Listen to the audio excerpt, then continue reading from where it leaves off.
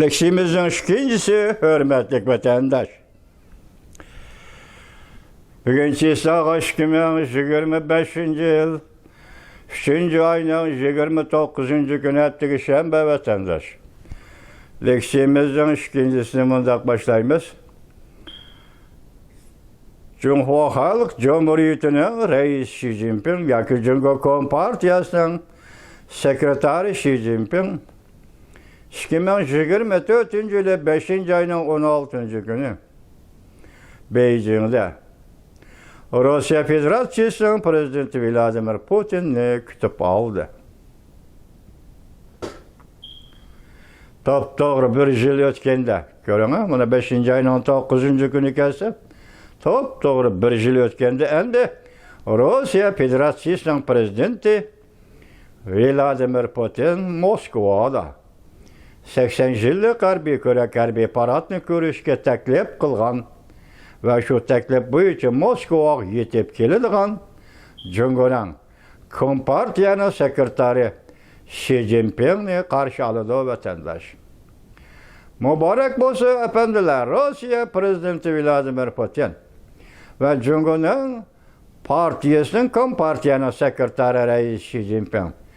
Endi vakit ahırlaştı. Qaraganda vakit az kaldı. Yani oturgu koyulgan, oturgu çıkan meselelerge karta cevap verişle tamamlandı. Şundak oylayımız ki sohbetler bu doğrudaki muhakemeler tamamlandı. Endi bu meselege cevap verdiği vaxtında bulup mu Uyguristan meselesine cevap verdiği vaxtında yetip geldi. Rusya prezidenti Vladimir Putin, Cumhur Kompartiyası'nın sekreteri Xi Jinping. Uygurlar Qurg'avuşuncu Cumhuriyetni halkara köç tartib elip, onun devlet kuruş hukukunu, onun mevcut buluş hukukunu, mevcut millet süptüdü dünyadaki milletle Katar'da turuş hukukunu, Uygur'un barlık hukukunu halkara cemiyet tartib elip, Stalin öz kulu bilen Cumhuriyet'in Kompartiyanın sekreteri Mao Zedong'a müstemlike kılıp bedi. Endi vakit ahırlaştı prezident Vladimir Putin. Şu müstemlike kılıp beriş, endi vakit ahırlaştı Cumhuriyet'in Kompartiyanın sekreteri Xi Jinping öccetle, kelişimli, şartnamıla, mahfi şartnamıla yırtıladigan ve dünyaya çıkadigan vakit yetip geldi. Amerika Qo'shma Shtatlarining prezidenti Donald Trump'ning yuqori darajalik amaldori Davlat ishlar kotibi Marko Rubio bu yil 1. ayning 15. kuni Kengash palatasida amalga tayinlanish guvohligidan o'tadigan chog'da shundoq dedi. Konramkalarni Kona dünyanın tüzümünü ağdırıp taşlayımız. Açıdığanlı açımız, sözleydiğanlı sözleyimiz. Şundak, 2. ayının 18. günü Saudi Arabistan'da Rusya Federasyası ile Amerika Qo'shma Shtatlarının sohbeti başlandı. Gepçe Ukrayna ameliyatda Rusya Federasyası ile Amerika Qo'shma Shtatlarının münasebetini qandaq tartibga solish bo'yicha suhbat boshlandi.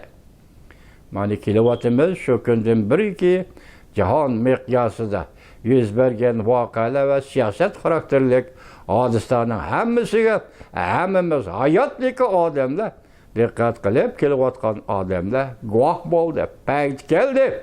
Prezident Vladimir Putin Uygur'un en ahırkı cumhuriyetini Stalin'in kolu bilen Xitayga müstemlike kılıp bergen Rusya şartnamını o'ttirib elib chiqadigan oshkorlaydigan vaqt keldi. Prezident Vladimir Putin. Sizga ham shundaq reis Xi Jinping. Sizmi ham 1949 yili 1. ayning 30. günü Shibeypo'da uchrashgan Rossiyalik Tashqi ishlar ministri yoki diplomati shu vaqtki Mikoyan bilen Mavzudun söhbetini, söhbetinin hatırısını dünyaga aşkarlaydıgan, dünyaga elep çıkadigan vakit keldi. Bu meseleler deyilip boldu, oylaymiz, şundak oylaymiz. Oturga çıkıp dep oylaymiz, biz Uygurlu şundak oylaymiz. Vakit keldi. Şikinlarına mokadek katnap, bir yıl içinde işki katım, bir yıl içinde bir katım, her yılda bir katım. Jungo, Rusya münasebetini görüşüp, turiste eğitkanda, hazır Ukrayna meselesi bu için Rus ile Xitay oturursa hiç kandak münasebetke. Yaki, dahli terörüz yetmeydiğen, mesela Xitay yardım bese kural yarak bilen, ondan başka. Rusya ile Ukrayna oturursa münasebet Xitay arlaşamaydiğen, hatta söhbet kimi kiremeydiğen, mesleğetin biremeydiğen ahvala sakağında, Rusya ile Xitay'ın bu derecede uçuruşup turuvatkallığı, görüşüp turuvatkallığı fakat bir mesele devir kıldı. Uyguristan meselesi. Kandak el kılmaz. Yaşırmanlar Cungo'nun teşvikatçılığı ve agnetleri şenhuaş edigiler. Rusya'm yaşırmanlı tasisi pasisi edigiler. Vakit geldi. Şimdi ağamaz mı? 1939 yıl 8. ayda imzalangan Rus-German şartnamesi, Ribbentrop-Molotov şartnamesi allakaçan aşkarı oldu. Endi növbet Uygurlar meselesi geldi. Prezident Vladimir Putin ve Cungo Kompartiyası'nın sekreteri Xi Jinping efendi. Hazır özünüzün ağzıyla eğittiniz Şincay'ın 17-18. günleri. Özünüzün ağzından çıktı. Penisiye çıkış meselesi. Belki şundak da. Emeldarlar, kadırlar, oturuşu yok, kurdajlık, rehberler, münasebetlik, penisiye çıkış, hizmet tayinleş, belgüleş diye bulup durduğun hadise. Her kandak devlet şundak. Siz penisiye çıkıdığın gepni eğiz aldınız, Cungo'nun obzorçuları ve Cungo'nun siyasetke kızıqıdığın demokratlar hazırgıça tahlil qilib kelyapti. Biroq mening ko'nglimda hozir, mening aldığım kelyapgan bir mesele sifatida siz 8. ayının 8. gününü, 4. umumiy yig'inni tanlab olibsiz. Kishilar ham aytyapti, 4. umumiy yig'inda Rais Xi Jinping istifa berdi deyapti. Men shunga bir hayronman. Cungo Kompartiyasining sekretari Xi Jinping 8. ayının 8. günü qaysi kun? Tarixda 8. ayının 8. günü qaysi kun? Rusya, Xitay, Gomindan'ı Çankeşek, Stalin söhbeti başlandı. 1945 yılı 6. ayda. Toda 2 ay davamlaştı. 8. ayının 14. günü yetip gelgende şundak ciddi peytke yetip gelgende ben tünügün dedim. Xeying için dedi ki, Jiang Zemin, sen derhal imza koymaydıgan bolsaң Rus-Xitay şartnamısına Şinjan koldan ketidi. Mustamlika Uyg'uriston mustamlika bulup kolumuzdan ketidi. Jiang Zemin çaqqan imza koy deyilge vaqtini aytqanda 8. ayının 14. günü kaynimizga yenip durup tahlil qilib baqayli.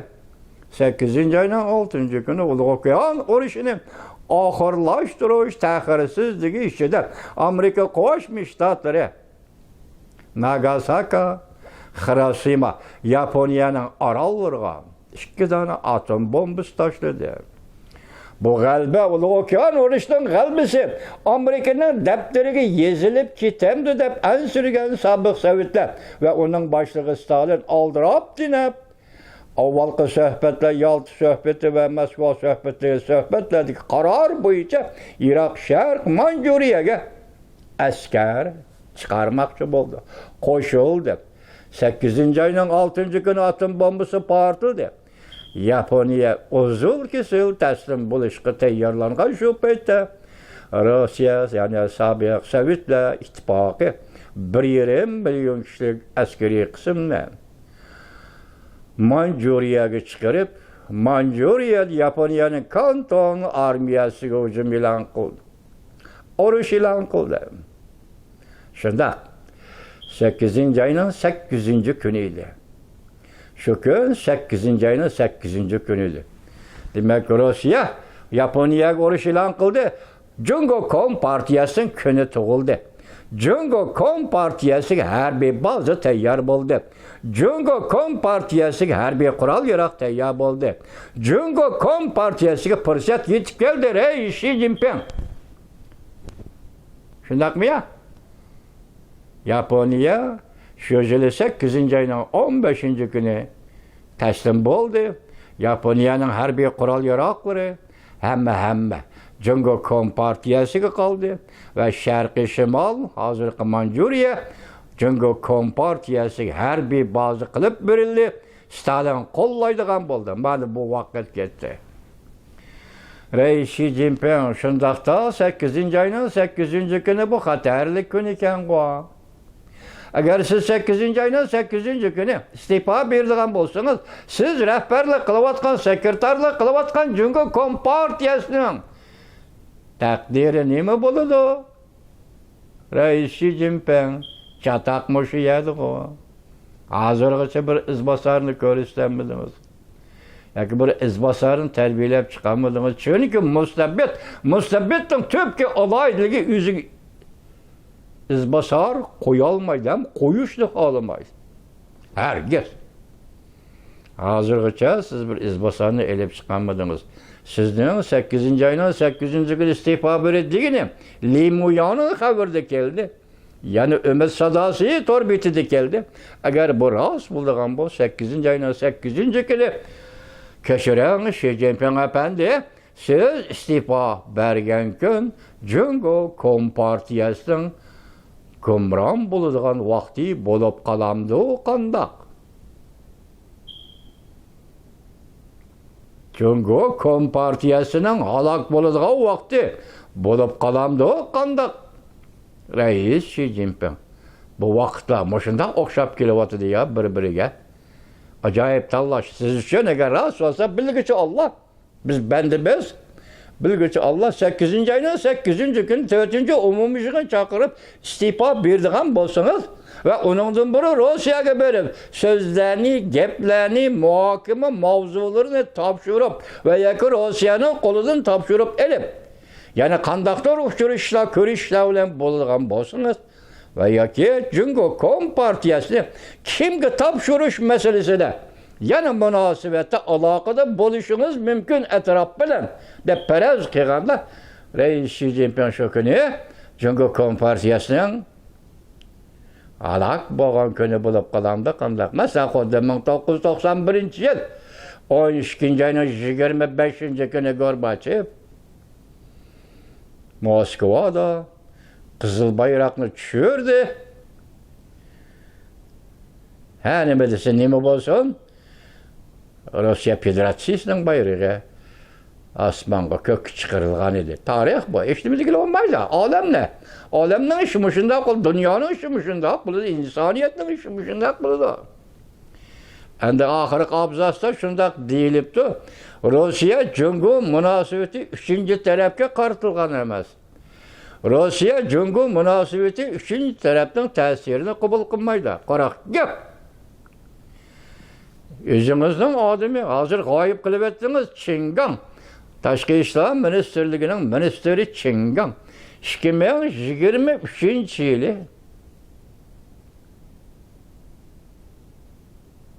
3-oyning 20-kuni Chingang Reis Shi Jinping Moskvani ziyorat qildi. Qaytib kelib, tashqi ishlar ministri Chingang 3-oyning 29-kuni shundoq dedi Reis Shi Jinping. Bizni, ya'ni Jungo Kompartiyasi sekretari Shi Jinpingni Jungo tashqi ishlar ministrligining ministri Chingangni Moskvaga suhbatga avatgan taraf Amerika. Bizni Moskvaga suhbatga avatgan taraf yoki qo'shimcha yarataga majburlab suhbatga avatgan taraf Amerika. Bugun bu xabarimizda bizning Rossiya bilan Jungoning demakchi munosabati 3-tarafga qaratilmaydi va Jungo Rossiya munosabati 3-tarafdan ta'sirini qabul qilmaydi. Qaraq gap. 3 ayının 29. günü 2023 yılı. Şu vaktki Cumhur'un Taşkı İşler Ministeri Çingan ana şundak degen eli. Bir yerde bir ramkı var. Kutluk ramkı var. Kudretlik ramkı. Bu ramkı adette dünyanın ramkısı dep atıldı. Şundak dep atılıp geldi hem okuldu, bokuldu atılıp geldi hem. Bu ramkının ilgisi var. Bu ramkının hocası var. Reis Xi Jinping. Bunun da 80 yıl burun şundak idi bu dünya bu tarih. Bunundaki 80 yıldan kimi şundak buludu bu dünya bu tarih. Amerika Koşmuş Ştatlarına hürmet kılan Reis Xi Jinping efendi. Amerika Koşmuş Ştatlarının orallaştırışı bu işe. Bulup mu bugün günde Amerika Koşmuş Ştatlarının prezidenti Donald Trump'ın orallaştırışı bu işe işgilisiz.